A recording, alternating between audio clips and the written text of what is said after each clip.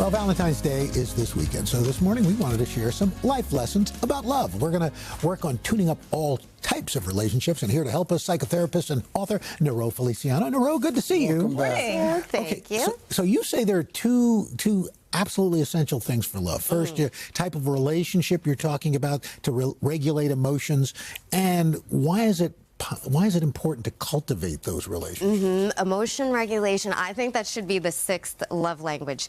And this is why. Emotion regulation translates to safety. And safety is so important in love. And if we know we can express ourselves without a big reaction or criticism, we feel safe. And now we have research out of Harvard saying that those feelings of connectedness are more to do with emotion regulation than affection. And there are a couple ways we cultivate this in families and relationships. Dinners together without devices, some lazy mornings where we can connect with each other, and check-ins at bedtime, either with a partner or kids with eye contact, which increases oxytocin. Boundaries. You maintain setting boundaries is also... I love a boundary. in all relationships. Yes. Why is that? Because love is a long game. And we have to love when we're stressed, when we're going through stuff, when we don't like the person. And the only way to do that out of a place of abundance and joy is if we set those boundaries and protect our limits. And there are people who are going to push back on those boundaries. I always say the only people who push back on your healthy boundaries are the people who benefited from you not having them, right? So those people especially you need to love with boundaries, because it is a long game. It's so important to nurture different relationships in our life. How can we do that with friends and, other family members? One, I say express your love to them as much as possible. And all of you know, life is unpredictable. We want to be able to tell people that we're grateful for them, what we appreciate about them, every chance that we get. And also show up for people.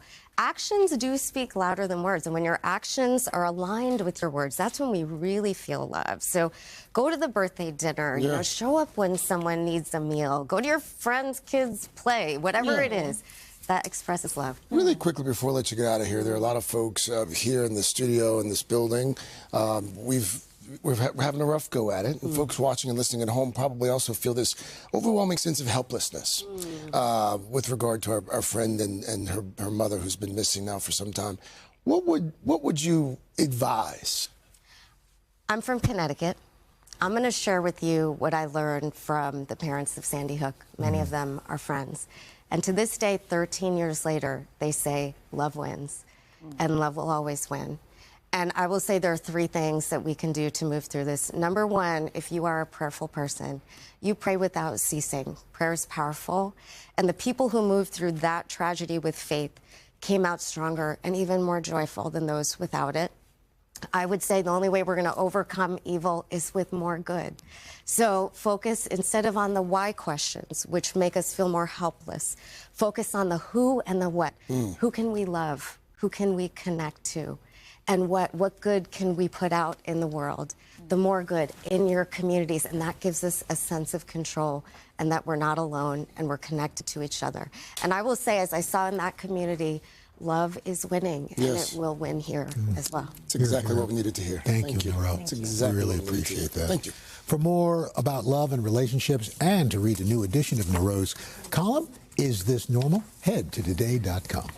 Hey, thanks for watching. And don't forget, you can catch the Today Show every morning on NBC or take Today when you're on the go. Just follow the Today podcast on Apple Podcasts, Spotify, or wherever you listen.